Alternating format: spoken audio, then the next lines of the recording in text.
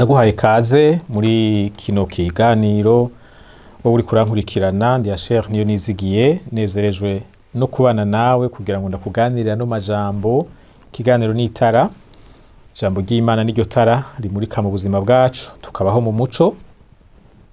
Ni muri rwa rukurikirane rw'ibiganiro rw'inyigisho rw'ivyigwa bivuga ngo mu kubaho kwacu kwa misi yose dukwiriye kuba turi abantu bama biteguriye kwishura ibibazo vy'abadatahura ivyo kwizera kwacu, abatumva igituma tubaho dufise ivyizigiro bakibaza ngo no kwiha morale gusa bisanzwe tubafasha. Hanyuma hariho ibiganiro bitari bike nakoze ku kibazo kivuga ngo mbega Imana irabaho canke ntibaho canke mu buryo bwo gufashanya gutahura ivyaba abantu bavuga ko Imana itabaho iyo vyaje biva inkurikizi bifise, ariko kandi turazi ko Imana ibaho. Ibi tubikora kugira ngo tubeho tutahura ivyabo maze duhuye n'uwo vyagoye tumufasha, kuko burya umuntu arashobora kwirengagiza Imana mu bihe bimwe bimwe iyo ahaze, iyo hariho ibintu vyamuteye amanyama, muga hari handi hantu umuntu agera vyo kuragakenera Imana akabona ko ayikeneye. Kandi uretse n'ivyo tubaho ubuzima bumwe, naho umuntu yobaho adibamye hariho igihe ubu buzima azobuvamo. Ikibazo kiguma kihari ni umushaha wiwe, impwemu wiwe, ubugingo bwiwe buzoca bujahe. Ico ni kibazo abantu batiyumvira ko iyo kumbure bamerewe neza bafise ivyo bakeneye mu buryo bw'umubiri, hanyuma si bose bazoronka amahirwe yo kubwiga ubutumwa imbere yuko bacikana. Hariho abantu bazopfa giturumbuka. Rero muri kino kiganiro nashaka mbwire cane umuntu yoba avuga ko Imana itabaho, yoba yemera ko Imana itabaho, ariko nawe uvyemera nifuza kukubwira, kuko hari igihe wohura n'uwuvuga ko Imana itabaho bikagufasha. Kibazo mbega Imana irabaho turagifitiye inyishu ego cane. Imana irabaho, twarabonye ibituma twovyemera, kandi mbere washaka bitandukanye. Hariho ibintu bidasiguritse. Nama nibuka akantu nigeze gusoma abahinga babiri, umwe yavuze ngo iyo umuntu agize ubumenyi bubayabaye aca avuga ngo Imana ntibaho. Ariko iyo umuntu agize ubumenyi buhanitse nta kindi kintu co muva mu kanwa kubijanye n'Imana atari kwemera ko Imana ibaho. Hariho ibintu udashobora gusigura ko vyabayeho kubera igihamana. Urinze uvuga ko vyabayeho kubera igihamana, vyo gusaba ubujuju burenze cyane kugira ngo wemeze ivyo bintu. Kandi murabizi na birivuga ngo ibipfu nivyo bivuga ko Imana itabaho. Uwundi avuga ngo kubona iyi si uku kuntu imeze ugaca wubaha ukavuga ngo Imana ntibaho, ngo nta utandukaniye n'umuntu yabonye isaha, za saha zikoresha ishinge zitatu zizunguruka kandi ikora neza, mugabo ugaca uvuga ngo nta muntu akora isaha abaho. Iyi saha uku kuntu imeze, uku kuntu iriko irakora ni ibintu vy'igihamana. Urutonde ruri mu vy'Imana yaremye rurahanitse cyane kuruta urutonde ruri mu saha. Kugira ngo tujya dushinge tuzunguruke kuri urya muvuduko tugenderako, kamwe karangije hajya hose kazunguruka, akandi kabe gasimvye umunota, akiminota karangije kuzunguruka hajya hose, akisaha kabe gasimbiye ku yindi saha, ugaca uvuga ngo ibi bintu ngo vyabayeho kubera igihamana. Ivyo bintu murumva ko ata muntu yovyubahuka. Nawe agaca avuga ngo nabubahuka kuvuga ko Imana itabaho nimba barabisinge nimeze bameze nk'uwo muntu. Wa gatatu n'uwitwa Gandhi, yari umuhindi, yari umuhendu washaka ntiyari umukirisu. Niwe yigeze kwishura abantu bariko baramwemeza ko Imana itabaho. Mbere bashaka bariko bagwanya ukwizera Kristo bavuga ngo Yesu ntiyabayeho, n'abantu ni personnage abantu biyumviriye baramwandika ko baramurema, kujya nyene abanditsi b'amayagwa babikora bakarema umuntu bakandika mu bitabo. Aca avuga ngo ndavye ibintu Yesu yakoze bavuga ko yakoze, nkaraba ingene no muri kahise avugwa, ngo kuvuga ko Yesu atabayeho, ko yaremwe n'uwundi muntu, ngo nivyo bisaba ukwizera kwinshi kurusha kwemera ko yabayeho. Nimba rero mwebwe mutemera ko Imana ibaho, bwa bundi murarusha bemera ko Imana ibaho kwizera, kuko bo bavuga ngo bakoresha ubwenge ntibakoresha ukwizera. Mugabo urinze wemera ko Yesu ari umu personnage yaremwe n'umwanditsi, bigusaba ukwizera kunini kurusha kwemera ko Yesu yabayeho. Jereka ndabireke ngaruke ku ijambo. Imana irabaho, ariko hari ikintu kibabaje kuri aba bantu bavuga ko Imana itabaho. Hariho abahakanamana babayeho muri kahise, barigisha abantu ko Imana itabaho, barandika ibitabo vyinshi, rimwe na rimwe baba ari abantu bemewe nk'incabwenge mu bihugu byabo mbere no ku isi. Ni ukuvuga ivyo bitabo birakwiragira hirya no hino, ariko mu minsi yabo ya nyuma barahindura, barizera ko Imana ibaho, baramaze kuzimiza abantu benshi. Umwe muri bo yakijijwe hakiri kare, C.S. Lewis, yararonse igihe cyo kwandika no gusigura ivy'Imana, araronka akaryo ko gukosora ivyo yari yaranditse.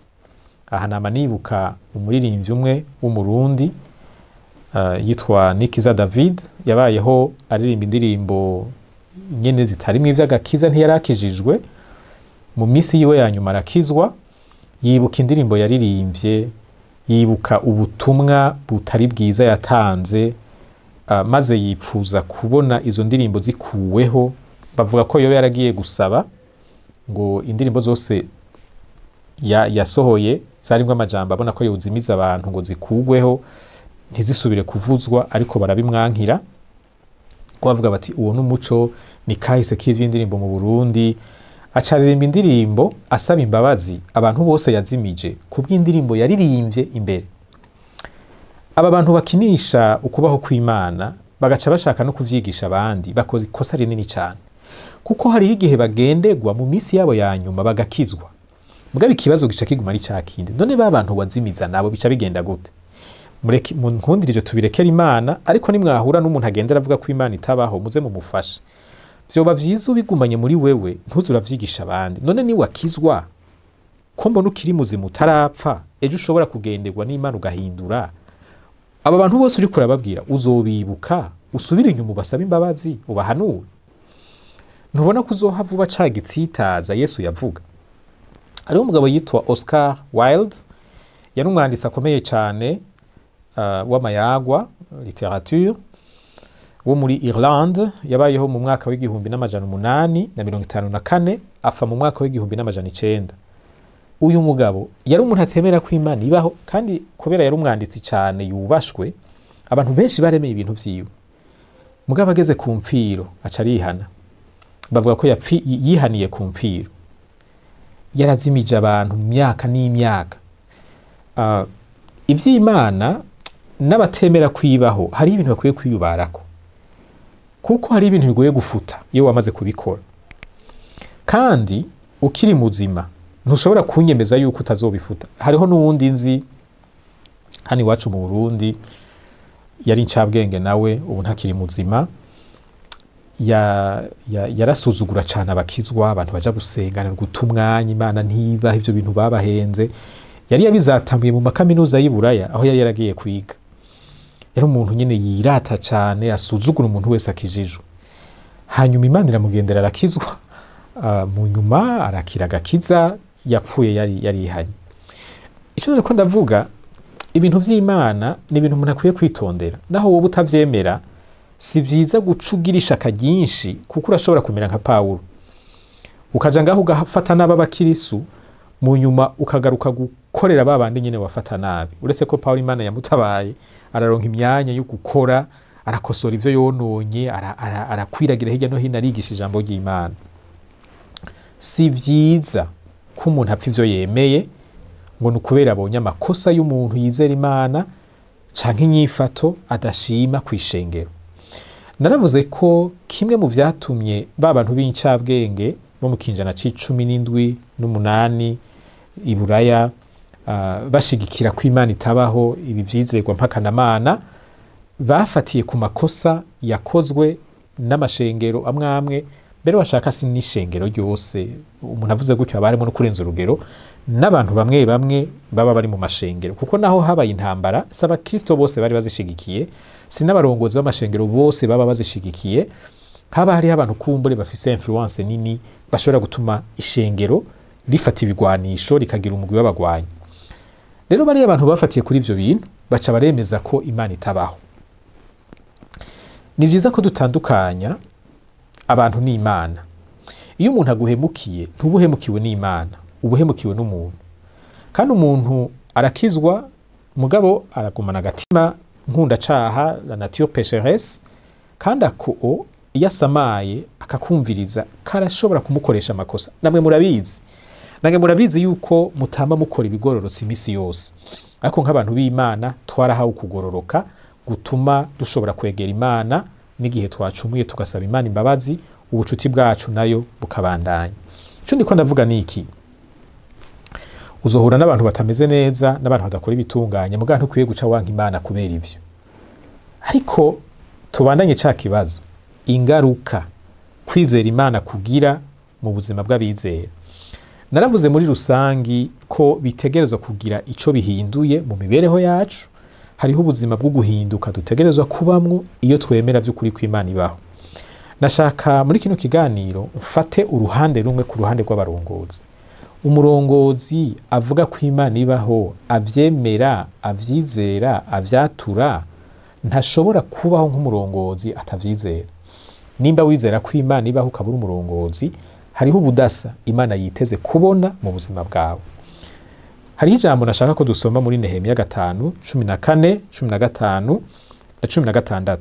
Kandi uhereye umunsi umwami Aritazeruzi yangize icegera ciwe mu gihugu c'Ubuyuda, kuva ku mwaka ugira 20 kugeza ku mwaka ugira 22 ari ku nganji, uko ari imyaka 12 ari jewe ari bene wacu, ntaho twigeze dutungwa n'ivyagenewe icegera c'umwami.